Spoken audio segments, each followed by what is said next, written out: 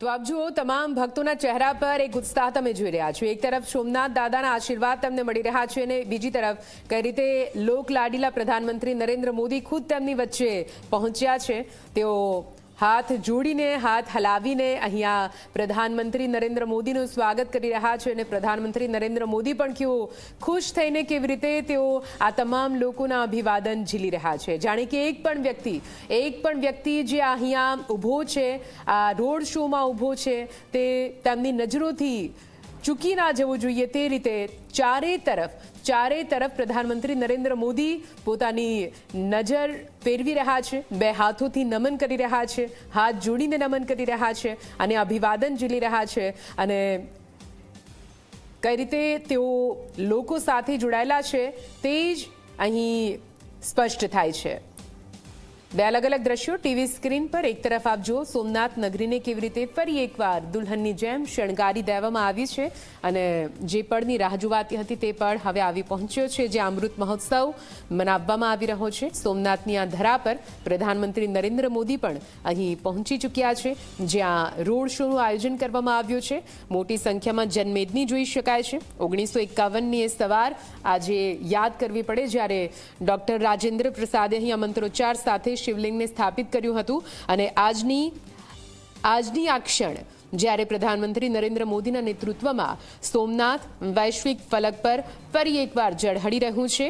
આ 75 વર્ષ એ ભારતની અસ્મિતાના ગૌરવશાળી વર્ષો છે, એટલે આ એક ગર્વ લેવા જેવી બાબત છે અને આ ક્ષણનું ગૌરવ અહીં ઉપસ્થિત તમામ કોઈ લઈ રહ્યા છે। આ ક્ષણનું ગૌરવ ગુજરાતની એ તમામ જનતા લઈ રહી છે। આ ક્ષણનું ગૌરવ ભારત દેશની એ તમામ જનતા લઈ રહી છે જે સનાતન ધર્મની સાથે છે। આજે જ્યારે પૂરો દેશ આઝાદીનો અમૃત મહોત્સવ મનાવી રહ્યો છે અને અમૃતકાળમાં પ્રવેશી ચૂક્યો છે, ત્યારે સોમનાથ મંદિરના 75 વર્ષ પૂર્ણ થવા પર આ એક સુખદ સંયોગ જ કહી શકાય, જ્યારે પ્રધાનમંત્રી નરેન્દ્ર મોદીના મતે જેમ સોમનાથ ફરી એકવાર બેઠું થયું છે, તેમ ભારત પણ 2047માં વિકસિત રાષ્ટ્ર બનવાના સંકલ્પ સાથે આગળ વધી રહ્યો છે। આપ જુઓ વિરાસત પણ અને વિકાસ પણ આ એક સંદેશ સોમનાથની ધરા પરથી પૂરા દેશને આપવામાં આવ્યો છે કે કઈ રીતે સોમનાથની ધરા પોતાના પૌરાણિક મહત્વ અને સાંસ્કૃતિક મૂલ્યોને પોતાની અંદર ધરબીને બેઠી હતી।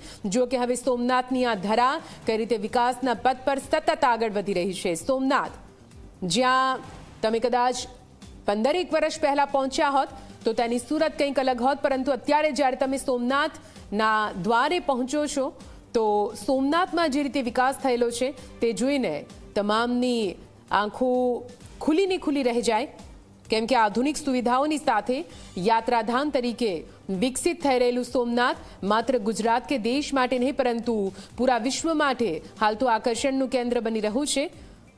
છેલ્લા એક દાયકામાં સોમનાથે માત્ર હવે ભક્તિનું જ કેન્દ્ર નથી રહ્યું પરંતુ પ્રવાસનનું પણ એક મોટું કેન્દ્ર બની રહ્યું છે। તે પછી સમુદ્ર દર્શન પથની વાત હોય કે પછી લાઇટ એન્ડ સાઉન્ડ શોની વાત કેમ ના હોય, સોમનાથનું મહત્વ આધ્યાત્મિક રીતે આપણા સનાતન ધર્મમાં તો રહેલું જ છે, પરંતુ હવે કઈ રીતે યાત્રાધામમાં પણ પ્રવાસનમાં પણ એક મોટું કેન્દ્ર બની રહ્યું છે તેની સાક્ષી આ દ્રશ્યો છે। ડમરૂ વગાડવામાં આવી રહ્યા છે। આપ જો ભક્તોના હાથમાં ડમરૂ છે અને આ ડમરૂ વગાડીને જ પ્રધાનમંત્રી નરેન્દ્ર મોદીનું અહીં સ્વાગત કરવામાં આવી રહ્યું છે અને જ્યારે આ ડમરૂનો અવાજ પ્રધાનમંત્રી નરેન્દ્ર મોદીના કાને અથડાતો હશે ત્યારે તેમની અંદરની લાગણી આપણે શબ્દોમાં ના બયાં કરી શકીએ, કેમ કે આ પળ આ ક્ષણનું સપનું પ્રધાનમંત્રી નરેન્દ્ર મોદીએ વર્ષો પહેલા જોયું હતું। વર્ષો પહેલા પ્રધાનમંત્રી નરેન્દ્ર મોદીએ આ સ્વપ્ન જોયું હતું કે સનાતન ધર્મનો વિકાસ તેઓ સોમનાથના દ્વાર સુધી લાવશે અને તે આજે હકીકત બની રહ્યું છે। જ્યારે પણ આપણે સોમનાથની વાત કરીએ ત્યારે નરેન્દ્ર મોદી સાથેનો સંબંધ આપણે ન ભૂલી શકીએ। સાંસ્કૃતિક અને આધ્યાત્મિકનો વારસો કઈ રીતે સોમનાથ પૌરાણિક સમયમાં પણ બની આવ્યો છે, પરંતુ જ્યારે આજે પુનઃનિર્માણની ગાથા સોમનાથ પોતાના ઇતિહાસમાં ધરબીને બેઠું છે અને આજે વૈશ્વિક ફલક પર એક આકર્ષણનું કેન્દ્ર બની રહ્યું છે, ત્યારે પ્રધાનમંત્રી નરેન્દ્ર મોદી અને સોમનાથ નો એ આધ્યાત્મિક સંબંધ પણ આપણે યાદ કરવો રહ્યો। આપ સતત ટીવી સ્ક્રીન પર આ દ્રશ્યો લાઈવ જોઈ રહ્યા છો, જ્યાં ધીમે ધીમે આગળ વધી રહ્યું છે આ રોડ શો। મોટી સંખ્યામાં જનમેદની પહેલાથી જ અહીંયા ઉપસ્થિત છે, જે રાહ જોઈને બેઠી હતી કે ક્યારે પ્રધાનમંત્રી નરેન્દ્ર મોદી તેમની વચ્ચે આવે, અને એક ક્ષણ આવી પહોંચી છે। પ્રધાનમંત્રી નરેન્દ્ર મોદીની સાથે અહીં તમે મુખ્યમંત્રી ભૂપેન્દ્ર પટેલને પણ જોઈ શકો છો, સાથે સાથે નાયબ મુખ્યમંત્રી હર્ષ સંઘવી પણ તેમની સાથે છે અને જનતાનું અભિવાદન ઝીલી રહ્યા છે।